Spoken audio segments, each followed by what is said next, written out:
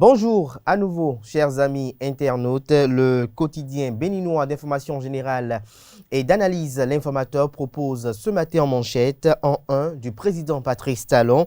Très bon bilan sur le plan de sécurité, retient le confrère du passage du ministre de l'Intérieur et de la Sécurité publique Alassane Seydou sur l'émission Le gouvernement en action. De toutes les façons, on n'a pas le choix, on doit vaincre, il n'y a rien à faire, nous devons tous nous mettre ensemble et nous battre pour vaincre le terrorisme et c'est possible, dit le ministre. Retrouvez le point de son passage aux pages 2 et 3 de la parution de ce matin de l'informateur qui titre également ce matin à la une CEP 2022, point de la première journée de composition.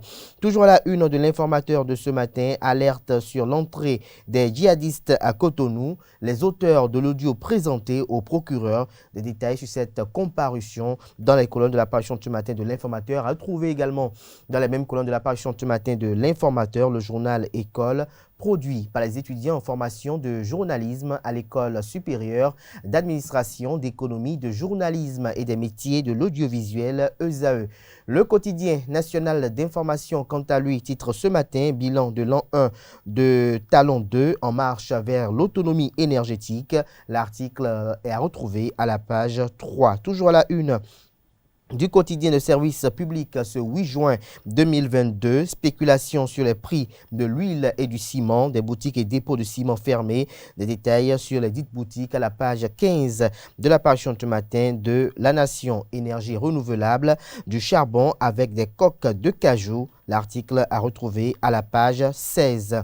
Le quotidien Fraternité, titre en manchette, éliminatoire Cannes 2023. Les écureuils condamnés à rebondir face au Mamba. Le public sportif partagé entre espoir et désillusion. Toujours à la une du journal Fraternité de ce mercredi matin, agent de sécurité privée au Bénin, protéger les personnes et les biens dans la précarité. Le matinal titre en manchette ce matin, polémique autour du rapport d'audit de la gestion des fonds Covid-19. Nécessité de dépassionner le débat, estime le confrère. Le Canard fait savoir en manchette que la gestion des fonds Covid-19 a été mise en index dans un rapport de la Cour des comptes qui, à la suite d'un audit, relève qu'il y a plus de 385 milliards de francs CFA de dépenses non justifiées et qui méritent d'être élucidées. Il aura fallu la publication de ce rapport pour que les détracteurs du régime crient au scandale, alors même que la procédure suit son cours. Le montant indiqué pour les dépenses injustifiées est de nature à donner le tournis. Il est annoncé un chiffre de 385 684 156 385 milliards, pardon, autant pour moi, 385 milliards 684 156 454 francs CFA comme dépenses à justifier dans la gestion des fonds Covid-19. Selon le rapport de la Cour des comptes, les décaissements non justifiés portent globalement sur des OP trésors non payés. Plus spécifiquement, il s'agit du soutien accordé aux hôtels réquisitionnés, des frais de location des hôtels et de prise en charge dans les restaurants dans le cadre des mises en quarantaine, de la prise en charge de 70% de la masse salariale sur 3 mois, de l'appui aux universités pour l'organisation des cours en ligne et de diverses autres dépenses. Ce montant constitue plus de 3/4 des dépenses effectuées dans le cadre de la riposte contre le Covid-19, lesquelles s'élèvent à 453 milliards 564 176 344 francs CFA. Retrouver la suite de l'article à la page 7 de la parution de ce matin de Le Matinal qui illustre son titre à la une avec la photo du ministre d'État en charge de l'économie et des finances, Romuald Wadani. Toujours à la une de Le Matinal de ce matin, contrat de construction d'usines textiles à la G10, des milliers d'emplois créés sur un financement innovant, des précisions à la page 2. Matin Libre, quant à lui, s'intéresse ce matin à la décentralisation sous le régime du président Patrice Talon. Les maires, désormais des rémunérations confortables dans les communes à statut ordinaire, peut-être 8 fois ce qu'ils gagnaient. Les chefs quartiers, villages également pris en charge mensuellement. Des précisions sur cette réforme novatrice et tant attendue à la page 2 de la parution ce matin de Matin Libre qui nous propose également comme titre à la une ce matin Avant son inhumation, Guy Ernest Cao reçoit les derniers hommages ce jour. Toujours à la une du quotidien Matin Libre de ce matin, Bénin, autonomisation des femmes et des filles. 5460 filles vont bénéficier de kits de couture. Le Béninois libère ce matin en manchette. Cotonou, nécessité d'interdire les manifestations festives sur les lieux publics. Luc Setonji Atropo sort une meilleure option. Ce n'est pas pour rien qu'il reste le seul maire en Afrique à faire gagner le parti au pouvoir pour la plus grande ville du pays. Des précisions sur cette analyse du confrère dans les colonnes de sa parution de ce matin. Toujours à la une du quotidien Le Béninois libéré de ce matin. Victoire impérative des écureuils sur les Mambas du Mozambique ce soir. Oswald Omeki et Mathurin de Chacus ont tout mis, nous rassure le confrère. Entrée totalement gratuite au stade général Mathieu Kérékou de Cotonou. Présence de Emmanuel Adebayor pour soutenir les écureuils. Le Canard propose également comme titre dans le même sens. Qualification des écureuils. Da Kinidegbe Gandaro prépare une annonce. Toujours à la une du quotidien Le Béninois libéré de ce matin pour une gestion efficiente des entreprises. Richard Boni Ouourou forme la jeunesse. Nord-Sud quotidien titre ce matin en manchette Alassane Seydou. Les policiers doivent pouvoir être abordés. Des précisions sur ce titre du confrère dans les colonnes de la parution de ce matin du journal qui propose également comme titre à la une ce matin CEP 2022. Karimou souhaite un taux d'admissibilité de 90%. Il s'agit du ministre en charge de l'enseignement maternel et primaire, Saliman Karimou. Nous passons à présent au quotidien Nord-Bénin qui titre ce matin célébration de la journée africaine des frontières au Bénin.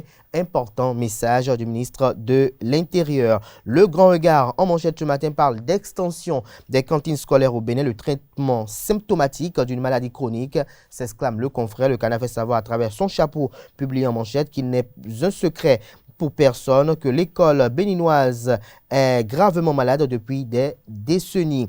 Plusieurs mots l'empêchent de rayonner et de combler les attentes.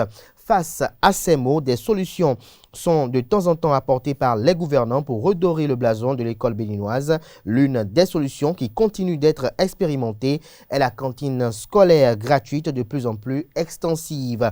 Mais cette solution se révèle beaucoup plus comme un traitement symptomatique face à un mal chronique. Retrouvez le constat et une analyse du confrère de la situation à la page 3 de sa parution de ce matin. Le quotidien L'Économiste, quant à lui, s'intéresse au fonds de garantie autonome FGA, le secours aux victimes des accidents de la route, titre le premier quotidien économique du Bénin. Des détails sur ce titre à la page 3 de sa livraison de ce matin. Le même journal nous informe que dans le cadre des performances des infrastructures portuaires, le port autonome de Cotonou est classé 32e en Afrique. Le Progrès, quant à lui, en manchette ce matin, journée africaine des frontières, édition 2022, le Bénin ferme ses frontières aux terroristes. Dynamisme Info rêve du retour au Parlement en 2023. L'opposition dans une posture peu rassurante. Toujours à la une du même journal ce matin, je concours au parcours de Bruno Amoussou. Une initiative pour rendre hommage au patriarche soutenue par le préfet du département du Koufo. Décryptage Info parle de recrutement à IDF Expertise. 4 assistants comptables recherchés, retrouvés des détails sur l'appel dans les colonnes de sa parution de ce matin, pour être plus précis, à la page 11. Le Chasseur Info titre ce matin en manchette, préparatif de l'examen du premier cycle au titre de 2022, surveillants et correcteurs du BEPC invités à consulter leur nom sur EducMaster. Toujours à la une du même journal ce matin, lancement du CEP au collège d'enchaînement général Tchatchou dans la commune de Tchaourou. Saliman Karimou galvanise les candidats. Une première journée sans incident. Les directeurs départementaux de l'enseignement maternel et primaire du littoral et de l'Atlantique assurent le bon déroulement de l'examen. Retrouvez un compte rendu détaillé aux pages 2, 3 et 4 de la parution de ce matin du Canard, qui communique également à la une ce matin. Média, la haute autorité de l'audiovisuel et de la communication, la HAC, interdit les publicités relatives à la médecine traditionnelle.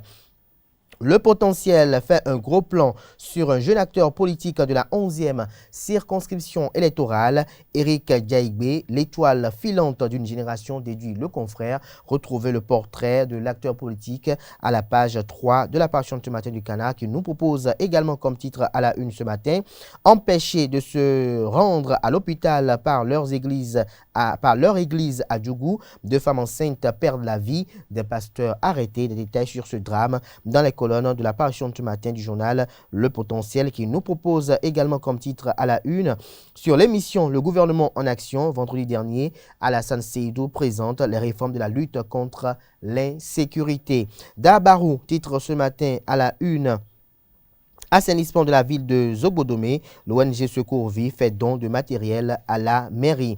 Le meilleur à la une ce matin: 1 an du programme d'action du gouvernement 2 au scanner sur le plan sécuritaire. Le Bénin fait partie des pays qui ont maîtrisé l'insécurité dans la sous-région, dit le ministre Alassane Seydou. Flash Info titre en manchette ce matin: congrès ordinaire du parti pour l'engagement et la relève, la restructuration et la redynamisation du parti acté, législative de janvier 2023 comme prochain défi. Le journal Les Pharaons titre ce matin à la une: Alain Orunla et Lucas Tropo donnent le top à l'école primaire publique Vaudier-Kouta. Il s'agit bel et bien du démarrage des épreuves écrites du CEP 2022. Politique, Guy Mitokwe plus rupturien que jamais, titre Le Confrère. Son article qui renseigne sur ce titre est à retrouver à la page 3 de sa parution de ce matin. Ce sera tout pour la présentation de quelques titres parus ce jour dans la presse locale. Les quotidiens sont disponibles dans les kiosques au prix de 300 francs CFA, également accessibles en ligne pour ceux d'entre eux disposant d'un site internet. Atifa Olafa s'installe à présent pour le bulletin matinal d'information.